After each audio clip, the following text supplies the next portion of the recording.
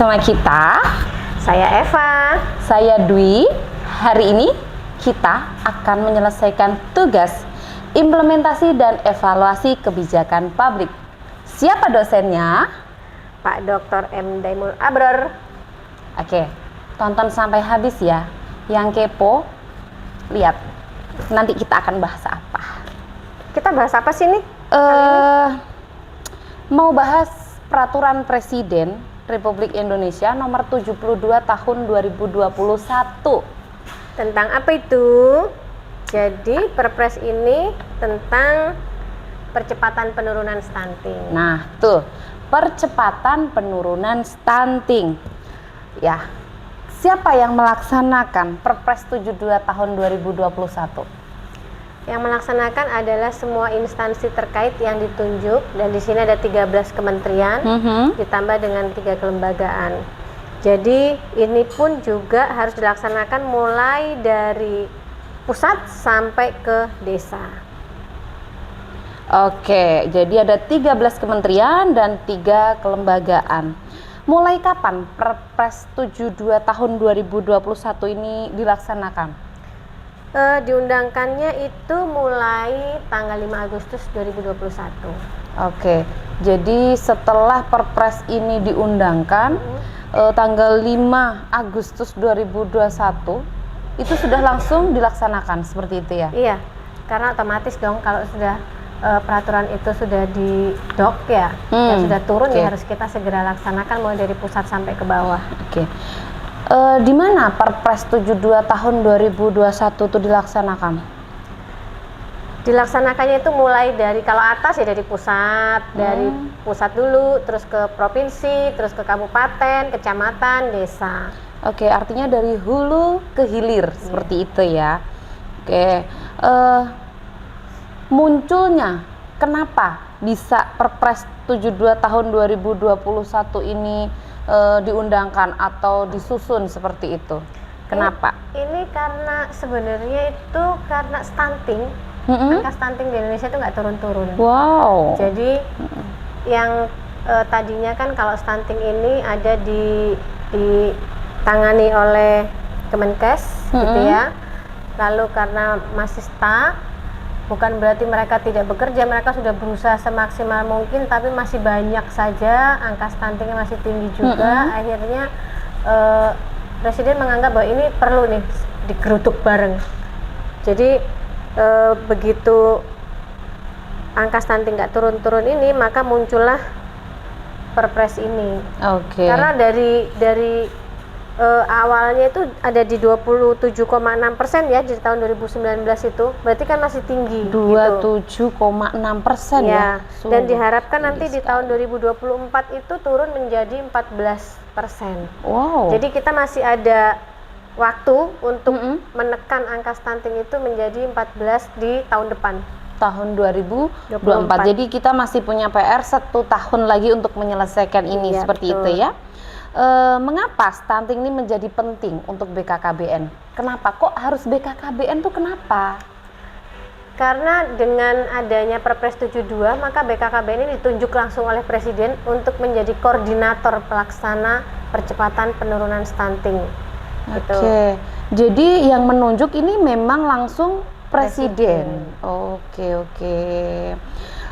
Selanjutnya ya, bagaimana prosedur pelaksanaan Perpres 72 ini?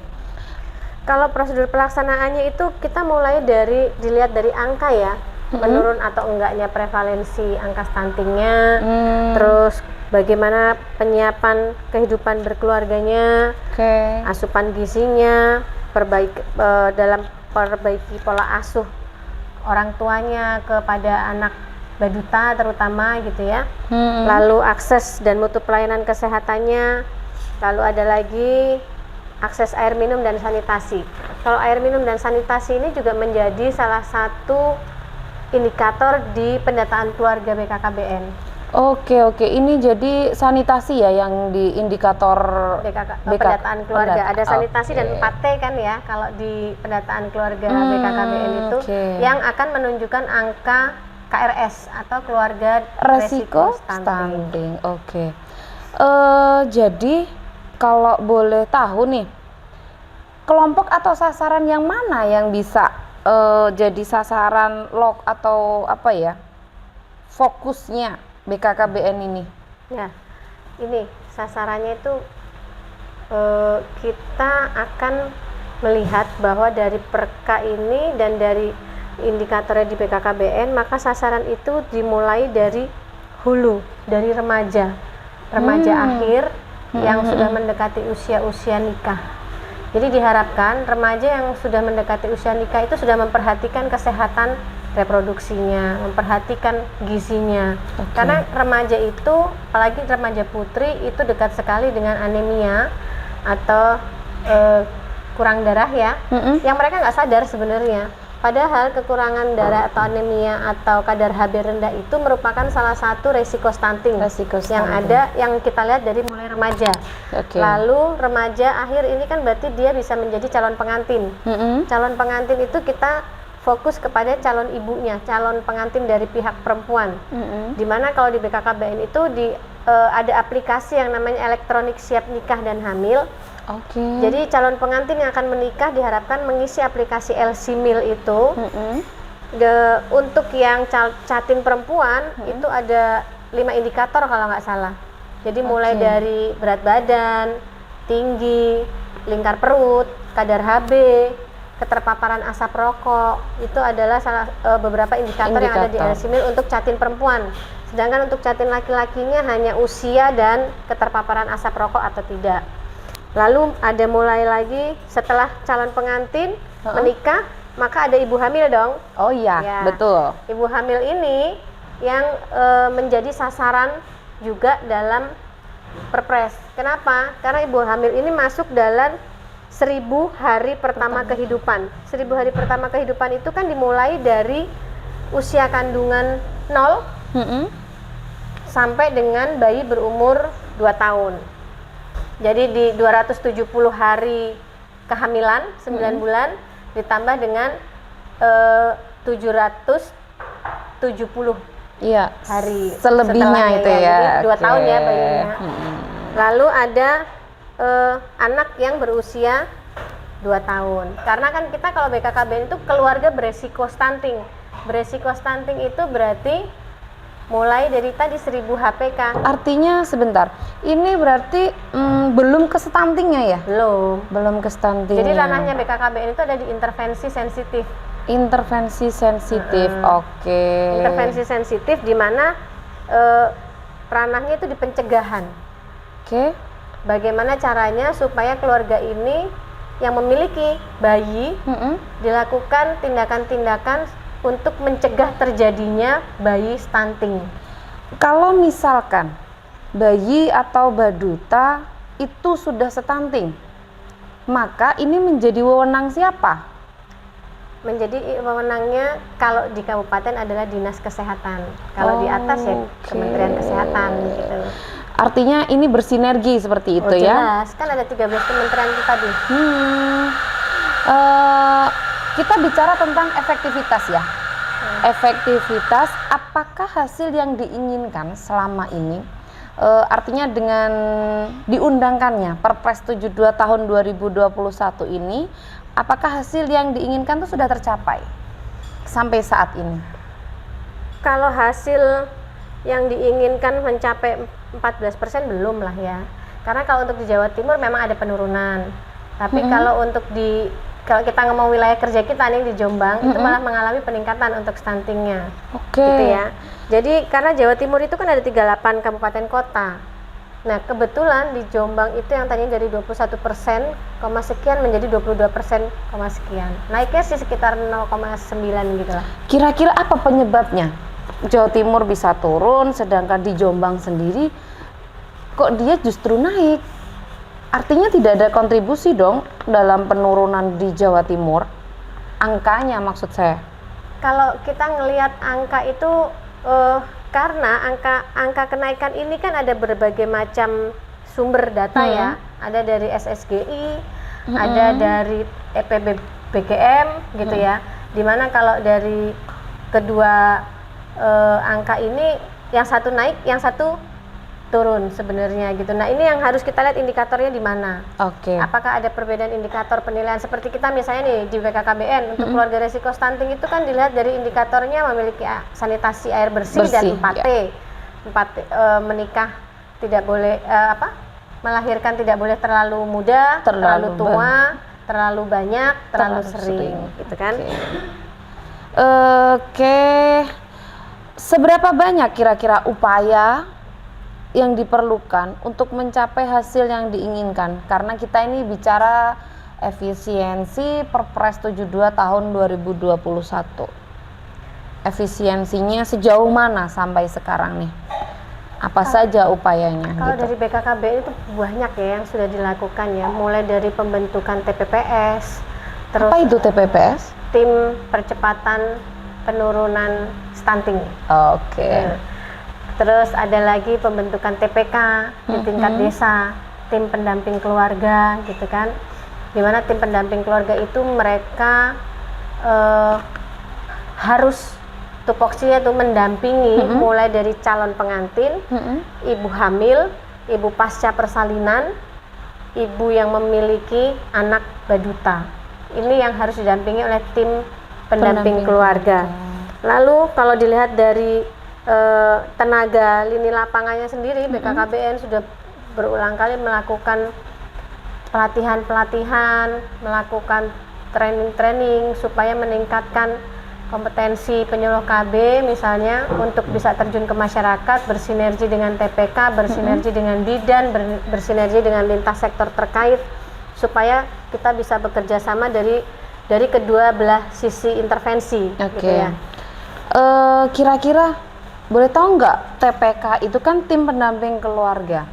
Isinya tuh siapa saja sih di tim pendamping keluarga itu? Tim pendamping keluarga itu ada 3 unsur. Satunya PKB, jelas kader KB.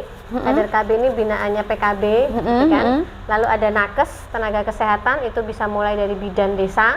Oke. Kalau bidan desanya nggak ada, karena satu desa itu kan tidak hanya satu tim TPK, bisa Betul. 4, bisa 3, bisa 7, tergantung dari besarnya wilayah dan banyaknya penduduk gitu ya. Lalu satunya lagi dari PKK. PKK. Artinya kalau di tim pendamping keluarga di kesehatannya itu artinya ada unsur dari Kementerian Kesehatan seperti itu ya. Kalau PKK berarti ada dari unsur pemerintah desa setempat. Ya dari ketua tim penggerak PKK ya, dari organisasi organisasi wanita. Oke.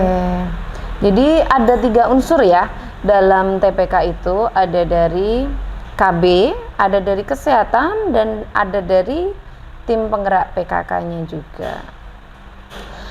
Oke, seberapa jauh pencapaian hasil yang diinginkan untuk memecahkan masalah stunting kalau kita bicara Perpres 72 tahun 2021? Kalau kita bilang hasil, maka kita harus ngelihat angka ya. Lalu juga harus mengevaluasi kinerja. Kalau dari sisi kita, kita bisa lihat evaluasi kinerjanya itu dari web TPK. Oke. Kan di sana akan kelihatan berapa banyak pendampingan yang dilakukan ke ibu hamil, ke catin, ke keluarga yang beresiko stunting gitu kan. Apakah sudah semua sasaran itu kita lakukan pendampingan gitu. Nah, pendampingan ini bagaimana kita bisa melihat hasilnya dari evaluasi dan pelaporan yang mereka lakukan setiap bulan ke kita, ke penyuluh KB. Jadi dari desa ini tim pendamping atau TPK-TPK ini akan membuat laporan dari kinerja sasaran yang sudah mereka datangi. Apa misalnya ada ibu hamil yang kurang asupan gizinya gitu kan, otomatis dia datangi, dia kunjungi, dia sudah melakukan sosialisasi tentang itu, apa aja yang harus dilakukan ibu hamil ini. Kalau misalnya kurang kadar HB-nya rendah, apakah sudah diberikan tablet tambah darah dengan bekerja sama dengan bidan tentunya gitu kan. Yang seperti itu. Nah, itu akan bisa dilihat dari angka kalau kita mau lihat seberapa berhasilnya. Nah, angka ini kita akan melihat berhasil atau tidaknya kan kalau ada penurunan Ya, oke.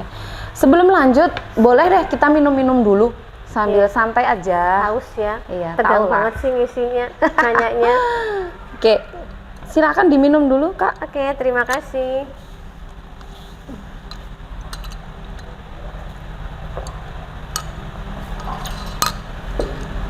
Jadi ngomong-ngomong, Kak Eva ini kerjanya di mana sih? Saya penyuluh KB untuk wilayah Kecamatan Peterongan. Oke. Selain penyuluh KB, apakah ada jabatan khusus seperti itu? Kebetulan saya ketua Ikatan Penyuluh KB Kabupaten Jombang dan ketua koordinator penyuluh KB Kabupaten Jombang. Oke, jadi saya bicara dengan suhunya seperti itu ya? Suhu badan.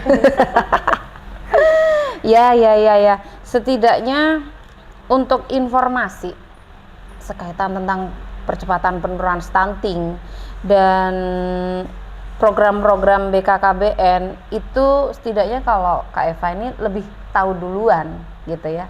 Karena kan kalau dilihat otomatis info yang dari pusat lewatnya tentu lewat ketua IPKB dong.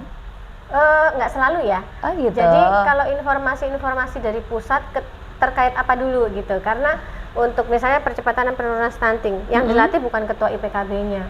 Seluruh penyuluh KB pasti akan dilatih, hanya mungkin sifatnya perwakilan.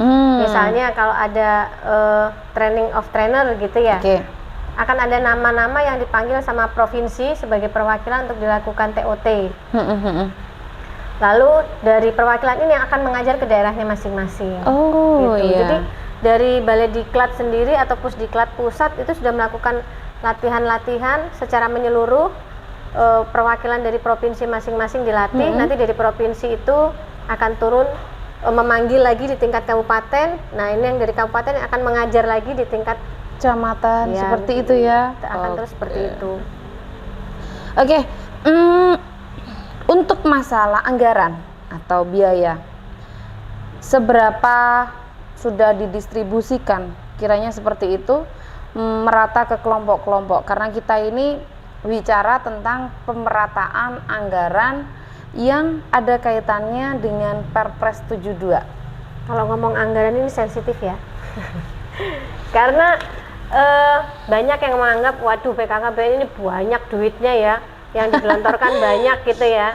Yang dilihat nominalnya gitu kan. Maka kita nominal. ulas sekarang. Padahal, Seberapa duitnya? Uang itu ada yang dirupakan pulsa untuk kader TPK. Jadi kader TPK itu mendapatkan reward lah ya istilahnya untuk pelaporan yang mereka kerjakan tiap bulan itu melalui pulsa 100.000 per kader. Pulsa ini keberadaannya juga tergantung kabupaten kota masing-masing bagaimana mengolahnya gitu kan. Tapi wajib 100.000 per kader tiap bulan. Kenapa kok pakai pulsa? Mumpung belum ditanyain gitu ya. Iya, aku mau nanya itu sebetulnya. Kenapa kok pulsa sih Kak? Mereka juga rata-rata sudah punya internet, HP-nya juga smartphone sudahan gitu ya. Lagian kan di Jombang kan sudah ada tuh titik-titik wifi yang bisa diakses kan? Ya kalau Kenapa ibu-ibu harus kader kan pulsa? juga nggak mungkin kalau mau kirim terus dia harus ke titik akses, misalnya harus ke balai desa buat bisa ngirim gitu ya. Jadi diharapkan ini untuk kan tidak semua rumah tersedia fasilitasi wifi gitu kan. Makanya BKKBN membantunya berupa pulsa supaya pelaporan itu kader tidak perlu lagi datang ke kecamatan lapor manual gitu, tapi bisa dikirimkan soft filenya. Oke. Sebentar. Saya lebih tertarik ke membahas pulsa nih. Otomatis kalau kita berpikir kebutuhan, kebanyakan kader nih sebetulnya laki-laki atau perempuan sih? Perempuan ya. Kalau pulsa, apa mereka nggak keberatan? Artinya kalau dikasih duit kan mereka lebih seneng tuh, minimal kan bisa tuh ya diberikan pulsa, tetapi tidak semua juga seperti itu. 100.000 tuh banyak loh. Kalau menurut kita atau ya orang yang lebih mampu seperti itu mungkin itu hal yang kecil, tapi bagi mereka apa nggak sayang kalau dirupakan uang? Ini balik lagi kepada aturan ya, karena kader TPK itu sudah mendapatkan transport untuk pendampingan berdasarkan jumlah sasaran yang mereka dampingi gitu. Misalnya mereka akan mendapatkan lagi 100.000 per kader selain pulsa. Jadi nggak mungkin ini akan berjalan ganda akhirnya gitu kan. Ini juga Oke. uang, dapat Artinya lagi nggak uang boleh gitu. double cost gitu ya? Nggak boleh. Nggak boleh double Makanya cost. kita membantunya di mana supaya bisa, toh dengan adanya pulsa, kader ini kan juga pasti punya anak. Anaknya juga pengguna smartphone. Jadi kalau di Peterongan ya, contohnya Peterongan itu dari awal diberi pulsa, mereka itu sudah pinter. Oh, aku bulan ini masukkan ke nomorku. Bulan depan nomornya suaminya yang didaftarkan. Oh boleh ya? Ya, padahal kita nggak ngerti ya, kadang-kadang nomornya itu gonta-ganti atau enggak dia dapat 100, dia akan bagi lagi nih ke anaknya. Oke. Jadi kalau nggak dapat malah mereka biasanya nanya, Bu Eva pulsanya mana kok nggak masuk-masuk gitu. Gitu. Oke, artinya yang saya tangkap tadi tidak boleh double cost karena sudah dirupakan uang. Yang satu dalam bentuk transport. Nah, untuk transport ini, apakah setiap kader itu sama dapatnya? Tergantung berapa banyak yang mereka dampingi. Tapi biasanya itu ada, karena satu kader itu 100.000 dalam satu bulannya. 100.000 untuk satu kali pendampingan atau? Oh ya enggak dong, untuk pekerjaan pendampingan mereka. Kalau dulu satu orang 10.000 kan, sekarang sudah enggak. Sekarang berapapun sasarannya, satu kader akan mendapatkan 100.000 sorry. Oke. Itu untuk kader ya. Kalau manfaat untuk masyarakat atau sasarannya sendiri? Kalau untuk masyarakat jelas mereka mendapatkan pengetahuan ya, karena oh ternyata aku ini kurang darah, oh ternyata aku ini kurang gizi, oh ternyata aku overweight misalnya gitu, oh lingkar lenganku ini kek misalnya gitu kan. Dari kunjungan-kunjungan itu kan mereka jadi tahu. Yang kedua, data yang ada dari TPK ini bisa kerjasama dengan lintas sektor terkait untuk dilakukan bantuan pangan misalnya gitu, ada bantuan-bantuan dari pemerintah kayak gitu-gitulah. Oh ada ya Ada. bantuannya. Oke. Untuk responsivitasnya, apakah hasil kebijakan ini sudah memuaskan sesuai dengan kebutuhan atau nilai-nilai kelompok tertentu seperti itu? Sejauh ini sih kalau menurut hasil ya, hasil dari angka ya, kalau memang ada daerah yang stuntingnya turun pasti puas lah mereka. Oh ternyata kinerja kita dianggap nih. Dilihat dari apa? Dilihat dari turunnya angka stunting. Misalnya Jawa Timur lah, seneng dong angka stuntingnya turun gitu ya. Walaupun yang mengerjakan bukan hanya BKKBN pastinya, yang mengerjakan pasti kan lintas sektor terkait. Gitu. Jadi puas atau enggaknya dilihat dari sisi masing-masing lintas sektor gitu ya. Untuk ketepatan, apakah hasil yang diinginkan benar-benar berguna atau bernilai? Iya, pastinya. Pasti ya. Pastinya karena siapa sih orang tua yang kepingin anaknya menjadi stunting dan tidak teridentifikasi dari awal gitu loh. Makanya kita melakukan pencegahan itu kan supaya anaknya jangan sampai stunting gitu. Tapi ingat ya, anak yang pendek itu belum tentu stunting. Tapi kalau stunting pasti pendek. Oke. Jadi kesimpulan kita ngobrol-ngobrol kali ini dari Perpres 72 tahun 2021 tentang percepatan penurunan stunting itu tidak hanya gawenya atau punyanya BKKBN saja, tidak. Artinya ada beberapa kementerian dan lembaga yang terlibat di dalamnya.